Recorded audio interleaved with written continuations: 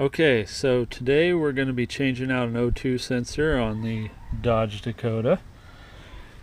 The sensor code that we're getting, or the trouble code that we're getting in the check engine light, is P0161, and that's the 2/2 or the Downstream O2 sensor. Now where that is, under here. So where that is the O2 sensor right here, which is just below the pre-cat, okay? And you can see the upstream sensor up here. So we're gonna change out this one here. I've already unplugged it. You can see the initial plug, or the plug it was into, is up here. Pretty much just push in on this. Easiest way is to push in this and then grab it from the sides here and pull out, rather than pushing in and trying to pull. It seems to be a lot easier if you push in and then grab at the sides and pull as hard as you can. The one here is mounted to a little tab, and it seems to be pretty durable, so you don't really have to hold on to this one while you pull on this one. Makes it a lot easier to get your hand up in there and just yank on it with both fingers. So I'll switch off while I show you what I'm going to do next. So there are some special tools that you can buy for this particular application. But what I've purchased previously from changing this in the past is a 3/8 inch drive crowfoot wrench set from Craftsman. That probably is about the same price as what it's going to cost you to buy the specific tool.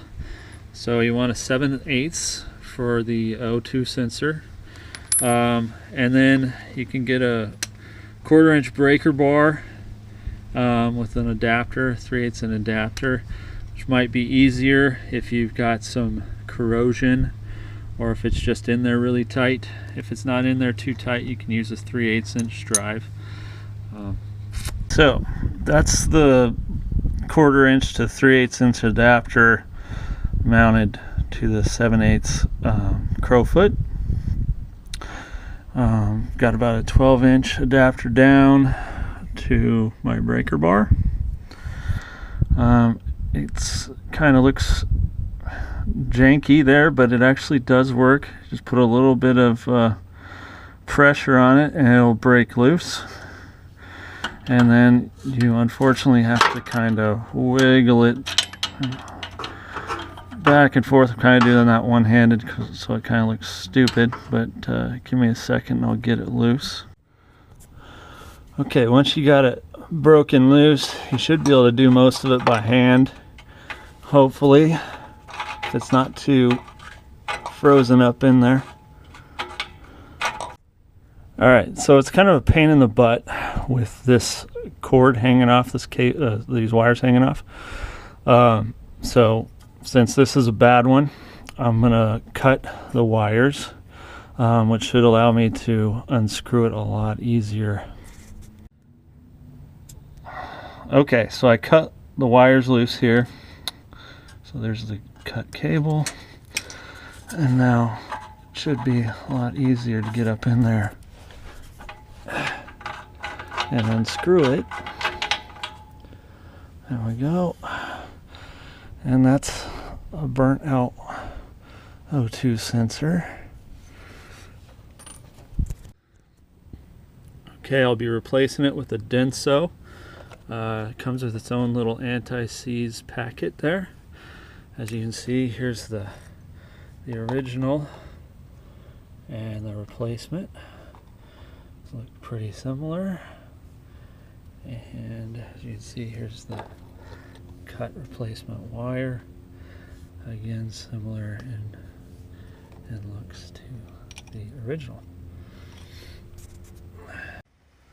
Okay, so I'm going to cut this open, tear that open, and put it on the threads there. We want to make sure we don't get any of that onto the sensor down there, can clog that up and interfere with its proper functioning. So I'm going to go ahead and do that with the camera off, show you what it looks like after it's done, and then I'll try and film it while I'm putting it in. I'm not sure if I can do that, but I'll give it my best shot. Okay, so there it is with the anti-seize on it. Tried to keep it away from that area right there all the way around. Made sure I cleaned that off if I got any up there, so that way it's not getting down into the sensor area. Alright, so I'll go ahead and try and put it on here, or get it in. Okay, what you can see there is the opening, and I'll try and get this up in there nice and easy. Okay, get the threads started on there, hopefully. Good. Problem is the stupid wires tend to wrap around itself.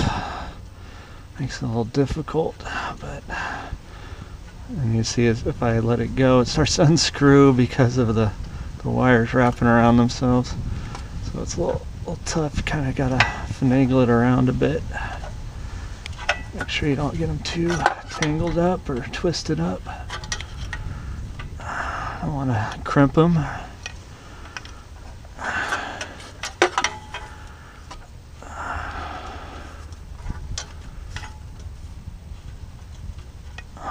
Okay, just about hand tight there.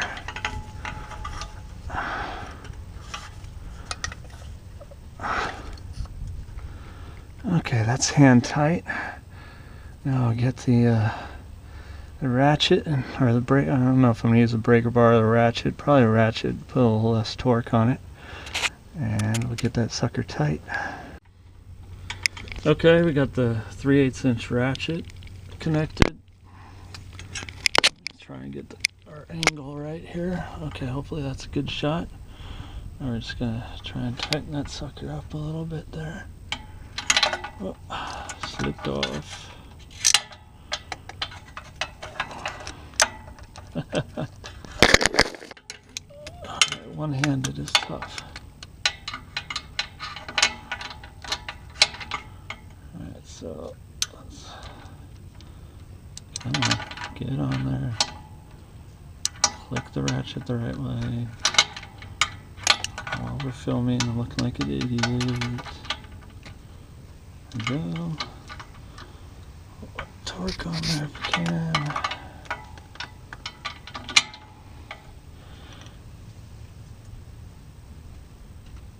Alright, that's pretty snug.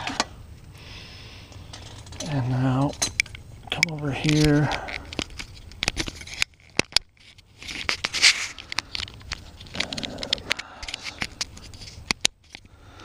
Okay, and try and plug that up in there. Let me get this off my wrist, actually. It's probably going to be easier to hold it. Okay, so here's the connector. I want this piece to go in the bottom of that piece up there like that. So the push button is underneath. I'm going to turn off the camera and connect it. And I'll show you the connection once it's done. Okay, there it is connected. Now you gotta, it can be tough to get your hand in there at the right angle to get those things to squeeze together and click. And you gotta make sure they click and that there's no gap between that white one and that tan one or brown one, that they're in there nice and solid and snug. You make sure you hear that click to make sure they're connected properly. And now I'll show you the code I was getting in the odometer, and then I will clear it. Okay, so since I don't have a code tool, the way I get my engine codes is just to turn it over 3 times, hold it, there's the P0161, and that's the only code, so it's done. Now I'm going to clear it. Okay, so since I don't have a code tool, the way I clear my codes or engine check lights is disconnecting the negative terminal on the battery. I'll do that and then show you that the code's cleared inside.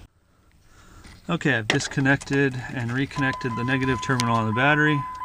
I'm going to do the 3, 1, 2, 3. Wait. P done means they're cleared.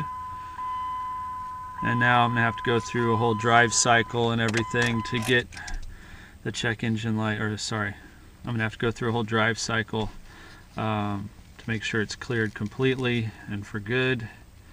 And then I will be taking it to smog.